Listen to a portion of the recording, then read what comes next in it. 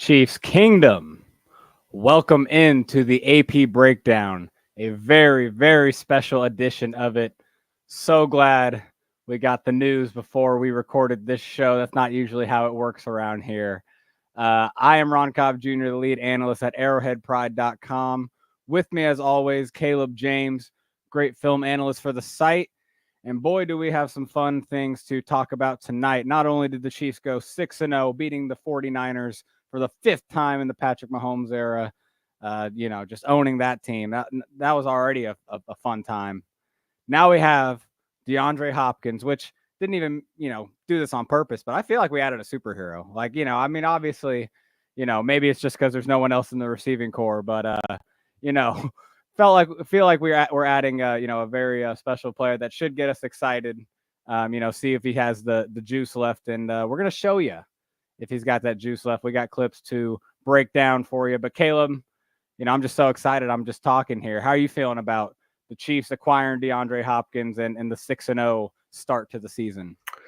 Well, this trade must have been started like late in the night because waking up to news at about 5:30, between 5:30 and 6 this morning, that the Chiefs went out and got a guy like Hopkins kind of took me by surprise, especially since yesterday you had like all these Cooper Cup rumblings and you'd seen all that stuff going on. But I think the Chiefs liked Hopkins a lot. I think they really wanted to get him in free agency here about a year ago. That didn't work out. He took the bigger money with Tennessee, but the Titans are a bad team. They're looking to add, draft capital where they can and looking to cut salary where they can. So that move did make sense for them. And for the Chiefs, it did make sense because, like you mentioned, they're undefeated. They've had their fair share of offensive struggles, but now they're getting a guy that could probably help remedy some of that. Yeah, no, we've talked about it over and over. I think, I've been very, very strong ever since Rashee Rice went out that the Chiefs had to make a move at the receiver position, had to bring someone else in. You know, it's past all the, talking about, they shouldn't have drafted him, or they should have upgraded here. It's past all that. We're in three-peat mode, and getting someone in here. Deontay Johnson was my favorite target. I'll be completely honest, and probably still would be my preferred. But man, you're going to see that, there's definitely things to be excited about with what DeAndre Hopkins will bring to the Chiefs. But we're going to tease y'all a little bit because we're going to save that for after we break down what happened in San Francisco. Because again, that was a dominant win, and that was fun to see. It was nice to see them just control that game even with the injuries. And there's certain ways they did that. We're going to talk about it, and we'll start with the defense because the defense has been the story of the season.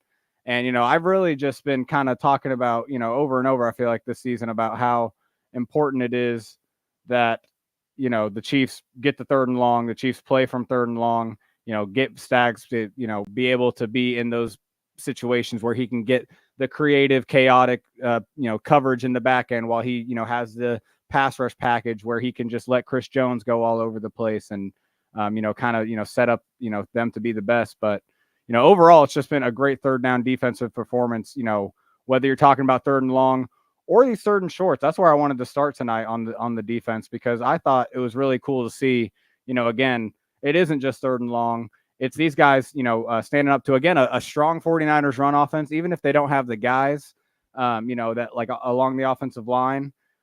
Got someone that has been talked about, like Dominic Pooney, right? This right guard from Kansas this year, a rookie. Turk Wharton just takes him to town right here and blows up the 3rd and 1 run play. You're going to see him right here, lined up in the A gap. It's going to just be a lead zone play to the right, to the offense's left side, I should say. And, the two players that really help this is, again, zone plays, you just have to get disruption. You have to get penetration. That's what Turk does, just drives Pooney all the way back, right into the path of the running back. And also Jay Reed comes here, stuffs Juszczyk really well as that lead blocker. Even if Jordan Mason kind of would have stayed on path, he might have got stuffed. Just a really good play by the defensive front. And obviously Karlaftis, who had a great game Sunday. We're going to talk about him more and more, in my segment here. Swimming to get back, making the tackles. Just good play overall by the defense. And then here's another situation where it was 3rd and short. The 49ers obviously trying to get touchdowns. They're not trying to settle for field goals in this game. And you're just going to see the Chiefs again, just penetrate. And it's Trent McDuffie coming with the late blitz. This is just what Spags does best. I don't even have it in the picture because he's going to play like he's in man coverage. 49ers just don't even, have a look at him because obviously he's coming from the second level. Everyone's already got their guys accounted for. George Kittle completely misses him because he's already looking for that lead block at the second level to the linebacker. McDuffie just blows it up. Third and short, just as important as the third and long stuff. But, the third and long stuff is fun. But Caleb, yeah, just before I get into all the third and long, just how have you felt like the defensive front played this game overall? I mean, it was kind of a fun game for the guys up front. Yeah, I mean, they were great against a team that does run the ball well. They do win a lot of short yardage situations. The Chiefs are a physical football team right now, especially on the Yes. defensive front seven. I mean, there's this whole notion the Chiefs are not a physical football team or they win with finesse has been just completely destroyed this last season and even so far this year. They're out physicaling people every play. They're winning the majority of their third downs on both offense and, like we saw here, on defense. And a lot of that does start with those guys up front. But, I mean, they definitely look like the aggressor out there. That's what you like to see. And they're in this really weird state where they're playing these teams. And, I think the teams are thinking they're going to be able to come out and at least get something. But the Chiefs' run defense has been so strong, especially in these short yardage situations. They're not getting anything. Yeah, I noted this week in an article that the Chiefs are allowing the fewest yards per carry on first down runs in the NFL this year. That has absolutely played a part in their third down defense being so effective, setting up a lot of third and longs. And we're going to start with one right here where, this is where Spags, again, can just get creative. And it really messes with the guy like Brock Purdy, who I kind of made emphasis. I wanted to make it clear that Brock Purdy has been a really good quarterback in the NFL. And, it isn't easy maybe to, we saw it in the Super Bowl, man. Spags threw a lot at him and he persevered a lot. He made big throws, big plays downfield, and obviously is mobile. But I just think this is just on third and long. It's just hard to overcome a Spags no matter who you are at quarterback, because what you're going to have here is the Chiefs are going to show a pretty traditional blitz, right? So they're in a 3-man front, defensive lineman, one guy over nose tackle, 2 edge rushers. Chris obviously over the right tackle, or this is left tackle, excuse me. Getting that one-on-one, and you're going to have 2 A gap rushers, right? Or just guys over the guard. So you're going to look like just a traditional 5-man blitz. But what's going to happen at the snap? Chenal, who is in this right side A gap or B, I should say over the guard, he's actually going to drop and go to the other side of the field. And the 2 guys over here that looked like, I'm in man coverage on this guy, Jay Reed, I'm going to play some inside leverage on George Kittle, but I'm definitely manning him up, right? Like, I'm going to man him up. Nope, we're all coming, including Nick Bolton, who was over that guard again. And who else drops out is Turk Wharton. So all of a sudden, 2 guys that were from the center on over here drop out, and you have an overload blitz on this side, and you're completely wasting a blocker on this side. They're both on Chris Jones while these guys are coming free. And Purdy knows that. Purdy feels that, just knows he has to get rid of it. Uncomfortable throw. Because this is open. He does have Brandon Ayuk, over the middle because the entire middle of the field has been abandoned. But it's just an uncomfortable throw and an unconfident throw. But what you're also going to see here is that he's just too sped up. This blitz speeds him up too much. The outlet really is Kyle Juszczyk in the flat, because the only person responsible for him is Turk Wharton from the nose tackle position dropping out. Obviously, Juszczyk has that angle. He's just too sped up. Spags sped him up too much. He just can't get to that. And that's what Spags does on third down. That's why it's important to get the third and long again. Here's another situation where, honestly, this is the one third and long that did go well for the 49ers, but I do still want to show it because I think there's some interesting things here. First of all, we'll start with the Jay Reed thing, because, Jay Reed had that interception. Great play. Right earlier. And then people saw this and were like, okay, Jay Reed, not good on tight ends. We know that.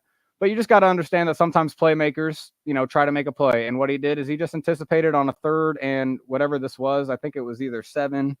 I should have that.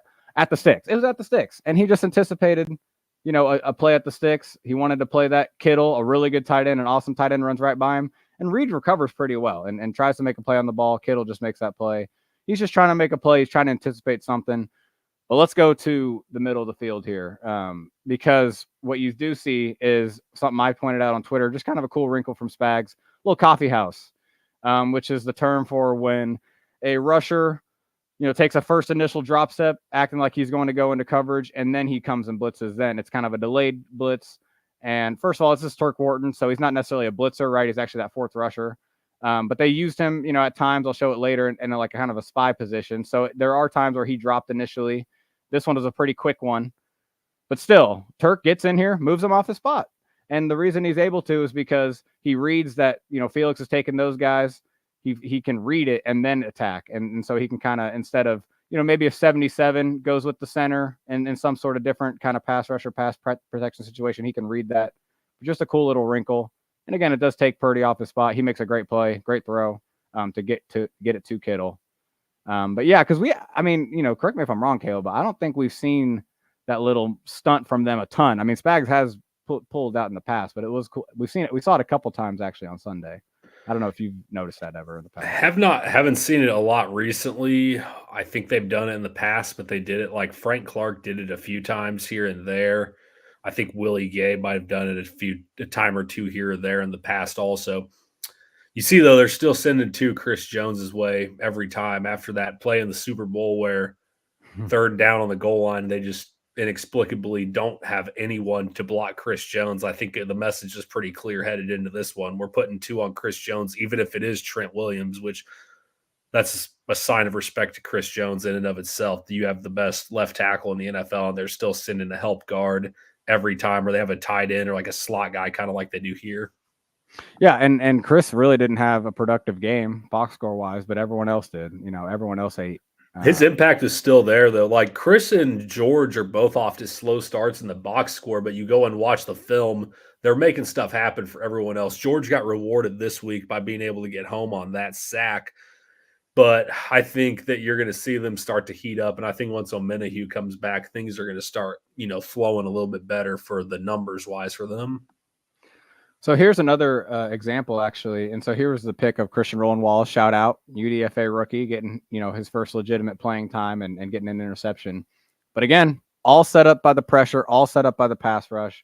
What you're going to see is here, actually, Nick Bolton runs that little coffee house, like I was mentioning earlier. That's another, example of it where you're going to see a good, he takes a little bit, definitely better of a step than Wharton did, where he really kind of tries to sell it, but still, you got to be quick, And what it does is, tries to get 77 to forget about him, just commit. 77 does a good job of feeling him and coming off. But okay, back to where it is kind of similar, where they didn't necessarily overload the right side of the formation, but they do send Bolton trying to, get them to commit over here. And again, maybe, catch them slipping. McDuffie comes off his man coverage. Connor picks him up. He's blitzing. So Purdy feels that. Doesn't actually get home to him, I should say, but he feels it and feels like he has to make a play. Does move him off his spot a little bit. And again, this is a backup receiver. He has to make an anticipatory throw in man coverage where this receiver might be running, an option route, right? Where it depends on what the coverage is, and honestly, I feel like Purdy misread it. If anything, at the sticks, the receiver feels like he's probably running the right route at the sticks, with the leverage the cornerback had. But Purdy's just sped up. Purdy's just uncomfortable, and he just makes a bad throw. He just makes a bad play. And so that's just what the pressure can do. And another cool part of this, Caleb, I know you'll appreciate this. Felix is lined up inside of Chris. Looks like kind of an inside rusher. He's going to drop out. He actually goes right up the seam with George Kittle and picks him up. And again, I think the coffee house blitz, with Bolton kind of delaying, kind of acting like he's going to go middle. Purdy might see that initially. He might just not feel comfortable going in the middle of the field. So, Kittle might be eliminated by the pressure anyway. And they had someone in a robber position. But cool to see Felix kind of contribute in that way too. It's cool. Yeah, and the most effective offenses are usually pretty simple. Like the 49ers do have a lot of guys, but their guys all do similar things. So smart coordinator like Spags, smart defense like the Chiefs, you're going to be like, yeah, Kittle's probably going to run up the seam on this play. He's probably going to stick to the middle. So that's a good opportunity for them to have some sort of an option there for Felix to be able to go out and get him. Yeah, I mean, if you look at it, it's like Jay Reed kind of is like, all right, I'm blitzing. He's trying to make Purdy think he's coming. But Purdy's like, okay, he's probably in man coverage on him. But that's not even what happens. Reed actually drops into the robber, and Felix comes in man coverage on him. That's just, a cool play by Spags. And that's not necessarily man coverage that Felix is playing. But at the same time, great play. And just finally, of course, George Karlaftis. Everyone's talking about Jaden Hicks making his first pick. right place, right time. But man, the real hero here was definitely George Karlaftis. And the cool thing I kind of highlighted was just obviously, I felt like he saved this for the right time. Third down in the fourth quarter, really need them to stop them so it's still a touchdown game. Or obviously, with this play, it becomes a 2-score game still. They don't score any points. But really, honestly, to start with the coverage, this is where Turk Wharton actually drops out into more of kind of a spy look. But again, he actually does eventually come rush, and so he's kind of calling it or slow playing it. But what he does is Purdy looks middle, sees Turk Wharton, then he's like, shoot, I have to go somewhere else. Once that happens, Turk can just rush, right? He's not going to come back to the middle. He doesn't have time to do that. And so that's where it's kind of, there's a beauty in that in the red zone. It's a cool play by Spags because obviously you have 8 people in coverage initially, and that's just hard to find a window to throw to. So Purdy's already uncomfortable. But then you just see George Karlaftis unleash on the right tackle, just sell the speed rush, sell the outside move, sell like he's going to dip around and try to get under him and get into the back of the pocket. And then just the smoothest, inside spin, no hit, just kind of gets right, like the perfect depth too, right? Like the perfect time and perfect depth because he just spins. He's right there. He doesn't have to do anything else. He's getting held too. Just a great play by Karlaftis to kind of save that for the right moment. His best pass rush move. Obviously, you're not going to, he knows he's not going to pull that out in the first quarter. There's no reason to do that. So I thought that was cool. Was it Karlaftis one of his best games on Sunday? Do you think that's a fair thing to say? Oh, definitely was. He had a big impact. He's had a big impact all season in the run game. This week, you started to see that production again. I love that pass rush so much. The last time he busted out a move like that I remember was probably in the 2022 AFC title game, that real cold game at Arrowhead for Cincinnati. He hit the tackle for the Bengals with that move. Yeah, that's the last time I remember him breaking out like a spin move like that. But you see where he's getting like right there. He does a good job. He's selling like that dip or the rip, kind of like you mentioned. He sinks down and he just spins out of it. But look over again, run it back one more time. Chris Jones out wide. Where are they sliding their protection? They're looking at him. They're looking at Felix. They're leaving it one-on-one. Colton McKivitz is a fine tackle, but Karlaftis definitely got the better of him here. And yeah, that's all the defensive line right there. I mean, that's just good work by the front seven, and good work by Hicks to be ready to be in the game in that situation. Yeah, because he read the eyes well. He was right where the throw went. Like that was a good play because it might have been an interception anyway, even if Karlaftis did not necessarily disrupt the throw. But yeah, great game by the defense. I mean, we're used to that, right? And it's going to continue to be that way if the Chiefs going to win another Super Bowl repeat. But man, we saw some other playmakers on offense step up. It's been kind of the running joke that the Chiefs are leaning on the backs of Kareem Hunt and Juju Smith-Schuster. Well, we turned back the clock a little bit. No, I mean, that's not really turning back the clock, I guess, with this guy, right? It might be turning the clock forward. I don't think so, man. And you see Noah Gray, he had a heck of a ball game this week as he continues to. I think he's already, 6 games into the season, he's already close to half of the production he had in a full season last year. So he is on pace for a career season. But take a look at this route right here. And he's lining up in line on the line of scrimmage in a 3-point stance. They got Kelsey over on the other side, split out receivers. But take a look here because look at the respect they're showing Xavier Worthy. They are not getting ready to get beat deep, but he's pulling the corner and the safety. And then you see the linebacker right there. He's keying in on Kareem Hunt, like right here, because he thinks, oh, Kareem Hunt in the flat, that's who they want to go to. But go back a little bit further. Noah Gray running a perfect little wheel route. I mean, that's too easy. You got to take that if you're Mahomes. You don't throw any other pass in that situation except this one right here. And Noah Gray had 4 catches for about 66 yards. They were all 4 for first downs. He had 15 first down catches last year. He's got 10 already this season.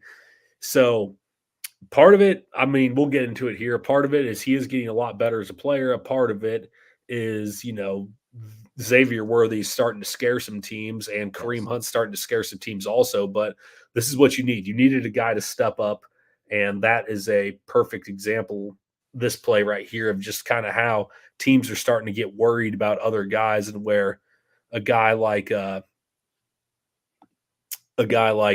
Gray can come in and make an impact there. Well, what we saw too on Sunday is that it got so injured that they had to go 2 tight end sets, like really as their base personnel. Noah Gray is like basically as good as, the third receiver in 11 personnel. Oh, I got the wrong one up for you. There you go.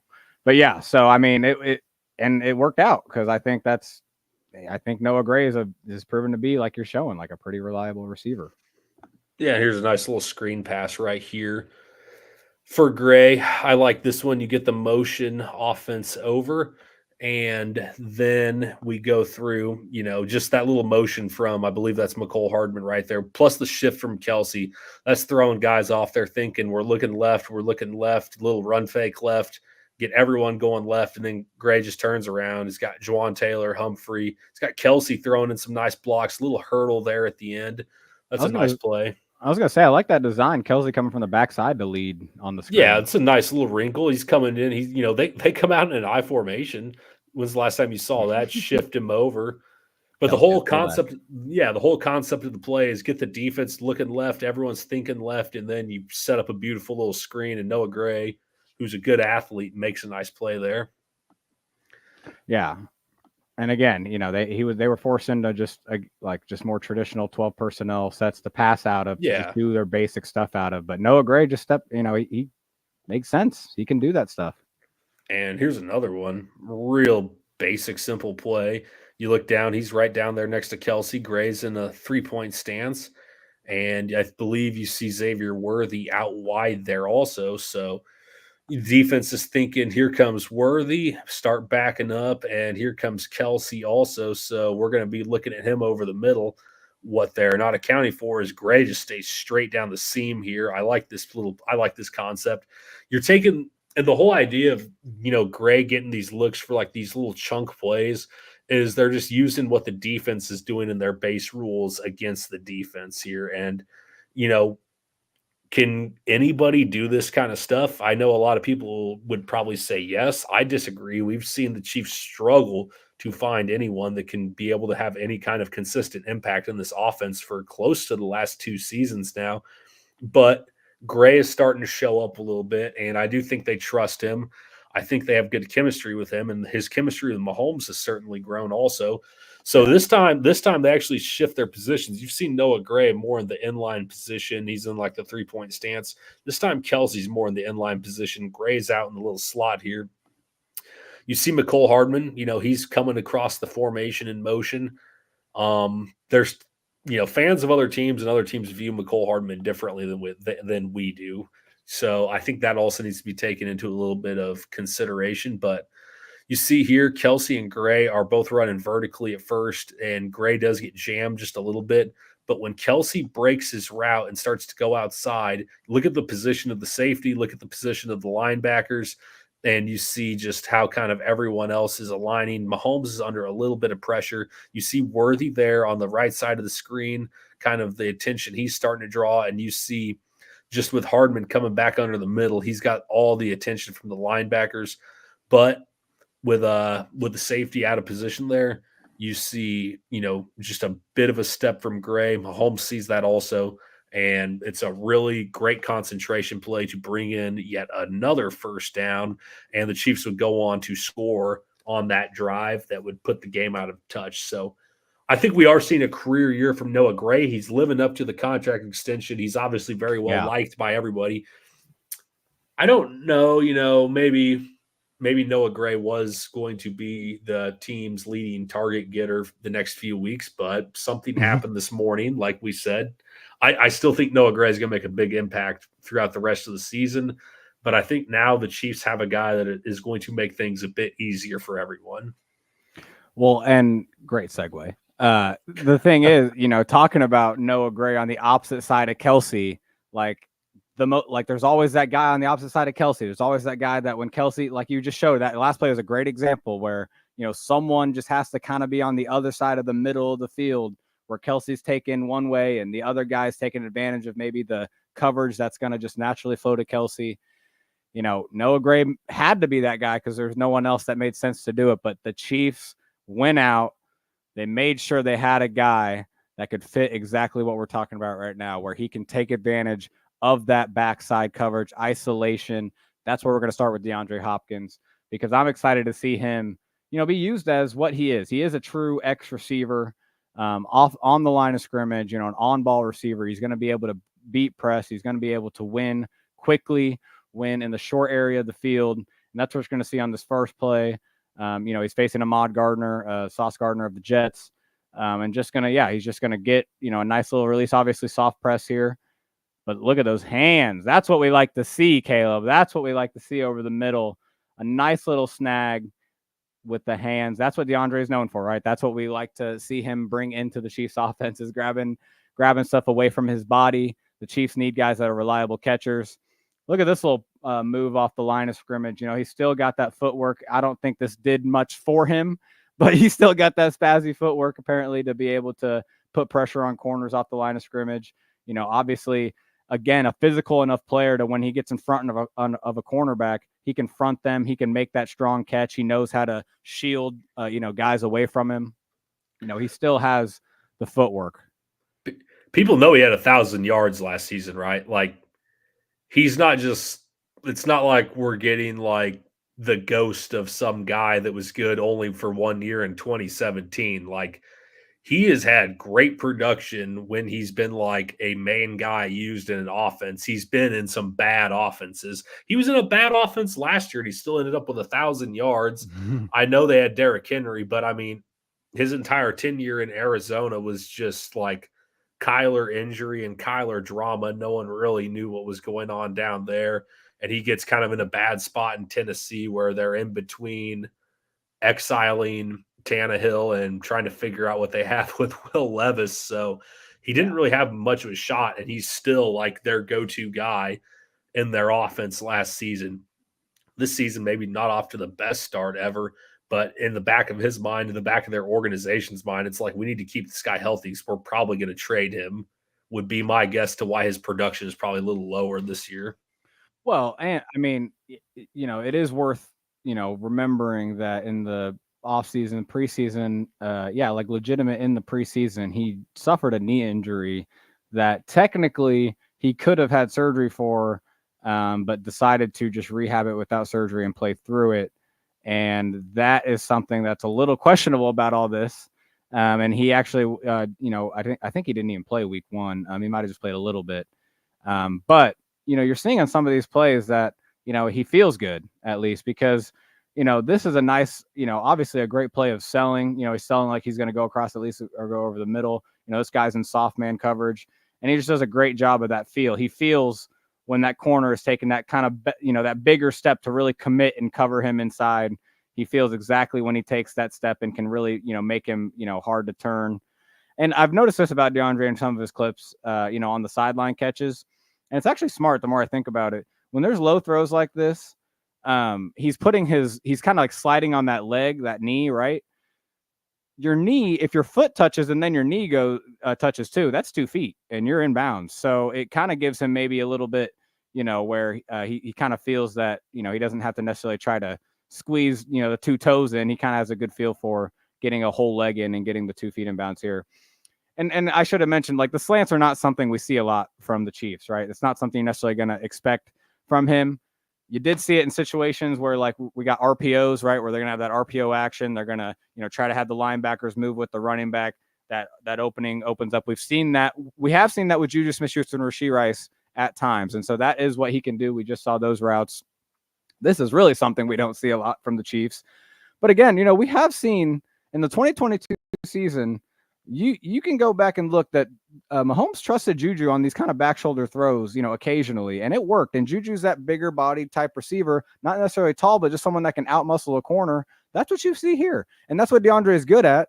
And obviously that's kind of the obvious thing everyone knows about him. But it's just something that the Chiefs need to, if they're going to bring him in, that does need to be something Mahomes needs to be able to, test that a little more, be more willing to give him those kind of opportunities, because that's a really big asset of his game. He's a guy that's going to play on the outside. Again, a lot of those clips, he was the isolated receiver. Just think about Kelsey as the strong side, Y traditionally, and then Worthy as that Z, and then you have McColl as a slot.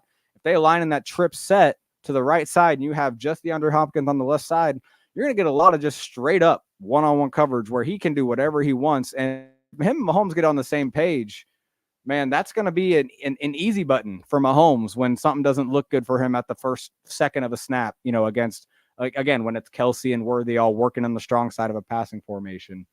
I'm excited for it, man. I'm excited. I hope you guys can tell. But here's another part of DeAndre Hopkins that is a really good, nice replacement, again, for what Rishi and Juju were bringing to the Chiefs offense. Obviously he's a veteran receiver. He has a good feel for how to settle into zone coverage. I think this is a good feel here. Obviously pretty easy rep, honestly, because the linebacker sucks so far into the run that he has he has a lot of room to work here. But again, just finds the right place for it. Strong catch, makes the catch, first down, moves the chains. You're going to see here too, he presses deep. And he just kind of knows where to, you want to see him maybe get to the sticks a little bit. He definitely could have went a little further. But he's just finding the window, sitting tight, letting that ball get to him. First down. And again, it's better from the end zone angle to see, he really is, looking into that, window where Will Levis, needs to find him, needs to have an easy window to see him. He's not getting, too deep away where that linebacker may have a little bit better of a chance to get there, but he's also deep enough from this guy. Yeah, it's just a little stuff that you see, gets first down. He's a straight possession receiver, that's for sure. I mean, he's definitely not someone that's going to give you a lot of yak, right? But I think the Chiefs know that, and the Chiefs are smart enough to understand that, and they should utilize some of his possession abilities. But here's an example of, maybe where, he tries to, you'll see him try to get open on this, not necessarily the greatest separation or anything. This is against Sauce Gardner too. But yeah, I think you can just kind of see that he has that kind of veteran hand usage. You're going to see him kind of create that last bit of separation right there. Just the ball's late, right? And this is against Sauce Gardner, again, a really lengthy physical corner. Gives himself a chance. And the Chiefs need that in the red zone. The Chiefs need guys that are going to be able to give themselves a chance. Here's just another example of him working to the sideline. Nothing special or anything, but possession receiver, catch the ball, first down. It's what he's going to do, Caleb. So, yeah, from this year, 21 targets only. He hasn't gotten a lot of opportunity. But go watch that full Packers game if you have some time, people, because there were a few plays in there that you just saw, but overall, I think he just looked like he had some juice, and I think that's what the Chiefs saw too. And they're ready to bring him in, Caleb. They're ready. They're excited for him. Yeah, I took a look at a few of his games from last season. We'll just get in here against the Pittsburgh Steelers. They're backed up. You talk about it, like early in his career, like it was acrobatic grabs and all that. But I think in Kansas City, we see them use kind of like these little slant patterns like that to their advantage. Nice little yak play. They got that little bunch. You got 5 wide set. He's down in the slot here. Just nice little hesitation. Beats the slot corner there. I just really like this play a lot. It is more or less just a timing play, but the way he's able to create that separation, Mahomes is going to fire that football too. I know maybe that'll be out of like a little RPO look for the Chiefs or something along those lines, but that's where I could see the Chiefs like starting out using him quite a bit. Go look through a couple other ones here. I mean, it is a pretty easy projection, honestly, when you look at what Juju has done. We look at what Rasheed, maybe was doing, not in every sense of the way he was playing, but just maybe in the, power slot, play over the middle of the field. I do think it's easy to see how he fits into the Chiefs offense with their existing weapons. Yeah, and think maybe this is a play the Chiefs might run with Mecole Hardman and Xavier Worthy just running some big go routes up the middle and then just coming over on the over route. From the outside here, this could be a place where I see the Chiefs starting to use him, kind of like a Sammy Watkins type route when they would run some stuff like that. Back in the past, there's a little bit of Sammy Watkins comparison there. Sammy was a contested catch guy, but Sammy could run for days if you get him in the middle of the field, get him on a little over route there. So I do think that is something we are going to see them utilize with him. I will say, and honestly, I'm looking at these clips you're showing, and maybe it's just the usage this year, but I wonder if that knee thing he's playing it safe, because I talked about that sliding thing on the sideline. I noticed it multiple times where he's basically giving himself up, not even trying to catch and go upfield or get tackled. A lot of plays where he's catching and basically going to the ground. I wonder. Yeah, we haven't seen the same yak you're showing maybe in those few plays you just showed this year. I don't think. No, and then just here in the goal line, like he's starting to head out to to the corner here, and I think all these guys are thinking, here comes like a big lobbing fade. He's going to try to go up and moss someone for it, and just a nice little cut back in, wide open. They were getting ready to switch it off to defend that, and it's just a great call by the Titans. But I mean, that's probably where the Chiefs would probably line him up next to Kelsey out there and have something similar going down. That's a great example of what he can do in the red zone, though, because you need guys that can be suddenly, open, that can, really press a zone player to really push outside, push out, and then all of a sudden he just cuts back, and Mahomes has good time with that. I don't know if they have a guy that, besides Kelsey, obviously, that really can do that. And then I took a lot of stock in this clip because it's late in the game. The Titans are going down to try to tie, but get down here. You want a guy that can make a clutch catch on the sideline late in the game to get you closer to field goal range. And that's exactly what that was right here. I mean, look how close he is, but it takes just all the concentration in the world to be able to look a play like that in. And this time they do get him a little bit. He is lined up as the outside receiver here on this one and just showing like he's going inside, but he breaks the route off. He finds that little hole in the defense. Yep, and with everyone closing in, just great concentration to bring it down.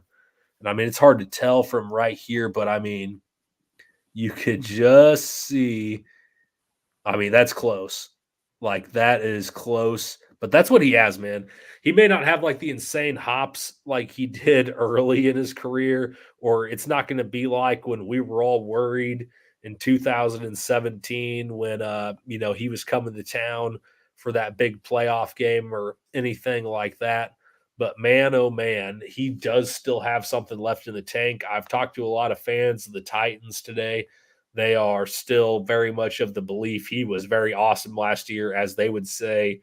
Their quarterback situation was bad, their team was bad, and he was just out there making plays. Wish maybe he'd come to town last season. Could have been a little less interesting with the receiver stuff, but he is here now. He is going to be a Chief. A lot of people going, well, it's just a rental. That's fine. The final destination the Chiefs are trying to get to is the Super Bowl, is a three-peat.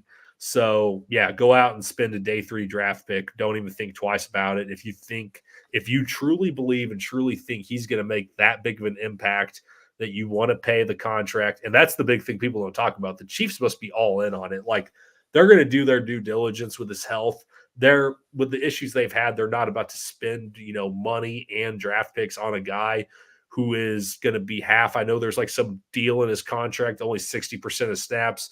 I would assume that that's going to be not applying to any playoff situations. And hopefully the way the Chiefs are playing football right now with their defense, run game, small ball, they don't really need to do too much to like have to tax him that much in the regular season. Yeah, no, I mean, they should ease him in for sure, because and honestly, what we talked about with Noah Gray, I think is a good kind of maybe reason you can do that. I think the Chiefs they can beat the Raiders if DeAndre Hopkins doesn't take the field on Sunday, obviously. They just beat the freaking 49ers. And they can continue to move forward, like you say, and really, that's the thing. It's going to take adjusting. I think everyone understands this, but I think maybe some NFL fans that want to be trolls about, the Chiefs, they need to go get somebody else, Mahomes, obviously, they're probably, it's trolls. But the dumb part about it is that obviously the Chiefs were not going to make a trade midseason if everyone stays healthy. If Hollywood Brown and Rashee Rice are on this team, no one needs to make a trade. No one is making a trade. But circumstances have changed, especially with Juju Smith-Schuster getting this hamstring injury. And we all knew this was coming. I mean, no one was surprised to see Juju dealing with something that is probably going to linger for the rest of the season. This trade had to happen because of those things. And so, like, with the whole, I know some people out there are like, oh, Hollywood Brown, just wait until the playoffs, he's back. And then, like, I think everyone has accepted that Rashee is not coming back. But this team is who it is right now. You're not getting anyone back. I don't think they should think about it, like they're going to, eventually maybe have, and they're not thinking about it like that. I think fans may be more. So it takes adjusting now. And I think DeAndre Hopkins is a different kind of receiver than they have usually had, at the receiver position. He doesn't necessarily have that downfield speed that they usually have at the outside receiver position. So that's why, like you mentioned, they're going to play him in the slot because he's not just going to be an exclusive outside receiver. They have outside receivers. They have Justin Watson, Xavier Worthy, guys that can push downfield, guys that, can push safeties, play, towards the sideline. But DeAndre Hopkins obviously can play towards the sideline as well. So I'm really excited for his fit in the offense. Do you see him becoming where, Juju Smith-Schuster had that big productive game when he was against New Orleans because he was in the Rashee Rice role. Rashee Rice is obviously like leading the NFL in receptions at one point. Do you see him like becoming the team's number one target option at some point as the season goes on? I do. I really do. And it's not going to be exactly identical. Juju is closer to Rashee than what both of them are to Hopkins, in my opinion, at least. But I think with that, Andy's going to be a little more creative with the way that he uses Hopkins. You can put him in more situations where he can use that length and athleticism on the sideline or going up for contested passes, whereas you probably want like Rashee and Juju can rumble more in the middle of the field. So I think we'll get a little bit of that. I mean, a lot of it's just going to come down to Andy Reid's play calling and how comfortable they feel with how the offense is going headed into the playoffs. Because the Chiefs are at like this crazy point with their franchise now where like the regular season doesn't matter that much to them because they know they're good enough to come out and, scrounge one out against the defending NFC champions like they did in this game. Like come out in a cloud of dust with Kareem Hunt and his fall forward running style that's not getting old anytime soon. And Noah Gray is the lead receiver, but your defense locks down one of the most productive offenses of the NFL. Like that's the kind of football they're playing right now. And it's insane to think about. And it's a little bit scary for the rest of the NFL to think that things could get better because I do think eventually Isaiah Pacheco is going to come back. That's going to make things more explosive. But just back to your point, without getting too off topic, I mean, I do think Hopkins will become the number one target at some point in the season. I think, though, as he does start to play better, it's going to start to open things back up for Kelsey more. That's kind of what the Chiefs need because Kelsey, he's out here, he's playing reps. He's still probably a little fresher he's going to be fresher than he would normally be, I would say, headed into a playoff run or headed into a late season run like this. And that's kind of what you want for him. Yeah, no, and no, it really is what we talked about earlier, where there's Kelsey, and then there's a guy that kind of takes advantage of him, kind of mirrored on the other side, kind of just to simplify it in a lot of the offensive formations. That's where Rice excelled in the slot opposite of Kelsey, or that's where we've seen guys like Juju or whoever over the middle of the field. When Kelsey goes one way, the linebackers all go that way. That's why you see guys open over the middle of the field. Yeah, he fits that. When you look at the offense and you imagine it and you say, okay, we have Kelsey at the tight end. Let's say we have DeAndre Hopkins at the other slot. We have Xavier Worthy at the Z. And then, we just have Justin Watson as the other outside receiver. You can push vertical and you can get Hopkins and Kelsey just messing with the guys underneath, right? I really, Hopkins has that veteran, and he has that, the shiftiness. I don't think he has the long speed. It's kind of like Kelsey, where he still has the feel for coverage and, absolutely the short bursts, the explosiveness in short areas to get himself open. So a lot of it does just come down to getting used to Mahomes, right? Like just Mahomes and him getting on the same page. And how quickly, I mean, it could happen quick, but, that could take a little bit too. Who knows? And he doesn't drop passes. Like he drops very few passes. I think that's probably the most attractive trait the Chiefs have to him right now after the issues we've seen. Like if you give him a chance to go get a catchable ball, there's a good chance he's going to bring it in. No, 100%. No, it's something that the Chiefs could just use. And honestly, like him having that reputation, maybe even like will give Mahomes maybe just like a little bit of confidence right away going to him, right? That's the thing. We talk about like, Mahomes being this great quarterback that can elevate the receivers around him because all great quarterbacks do. But man, how much confidence can you have naturally? Like you really got to sell yourself on throwing to Sky Moore. You don't have to sell yourself as much as throwing to DeAndre Hopkins. Hopefully that is, what is going through his head right now as they get ready. And, it sounds like he may play in Vegas, which, I can see that. You might as well have him at least out there a handful of snaps and, there's pretty basic stuff they can run that, pretty simple stuff that he can just run something and get used to being on the field with the Chiefs. But yeah, I don't know. I mean, any final kind of thoughts on the acquisition. I mean, I guess my thing would just be that it needed to happen. The Chiefs the three-peat is back on. I honestly, I was kind of saying it before, but I mean, I just want to make it clear that this needed to happen, or I really wouldn't have been confident in the Chiefs going back to getting that three-peat. They needed another offensive weapon, specifically at the wide receiver position. They could not be done either. I could see a cornerback move happening.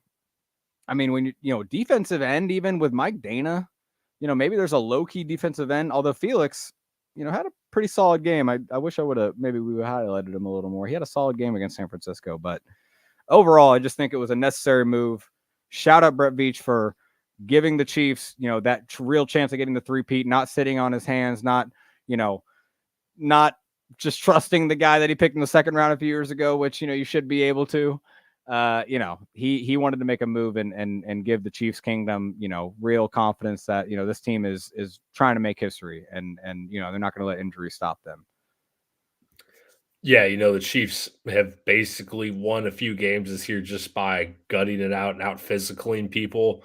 Like whether it's, I mentioned this earlier, but like whether it's the offensive line and Kareem Hunt just like bludgeoning people the entirety of the time they're on the field, or whether it's the defense just suffocating.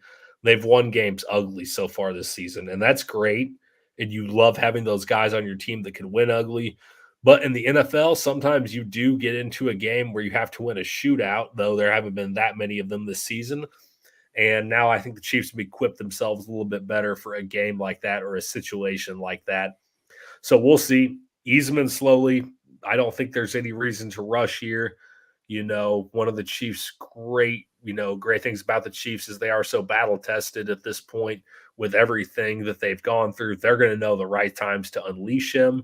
I'd say this week probably a little slow. Get your feet wet. Kind of weird. Big Monday Night Football game against Tampa Bay. A week after that, maybe that's when you see a little preview of what he's going to be truly capable of. Because as we know, Andy Reid is going to call some plays on Monday Night Football for his guys. But there'll be some other big games down the season. I think we'll see Hopkins stand out and wouldn't pressure him too much. And that's the great thing about having a great defense, good run game like the Chiefs have, is you can rely on that until you don't even need to. Yeah, well, I just want to go back to your point, honestly, and we kind of did skip over it, but there could be some more shootouts coming down the road. Unfortunately, because Jalen Watson's of pretty severe injury, feels like he's going to be out for the season. I think that was pretty much decided or reported. He was having a great year as that that second primary corner, taking away that outside receiver. And Najee Johnson came in San Francisco and led up a big play immediately on a double move. So not a great start to the rest of the corners. Hopefully they step up. But yeah, I think that's a good point that, the Chiefs could not continue to keep winning like they were. It was unsustainable simply because of the injuries. Like I think people, no one needs to take that as criticism. The injuries were too much. You can't, at some point, you have to just admit that no matter who is calling the plays or who's throwing the ball, and getting DeAndre Hopkins is a huge step towards, getting the offense back to where it can be.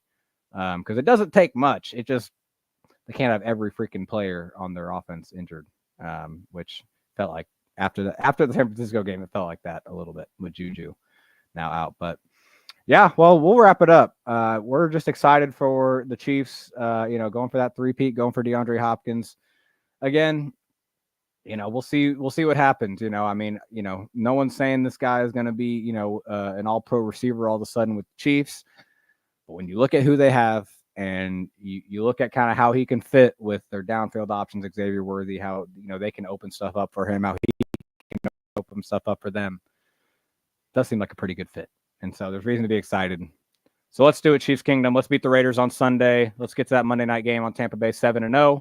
We'll be back next week looking at that game against the Raiders, seeing how the Chiefs came out, hopefully with a victory in Vegas in the desert.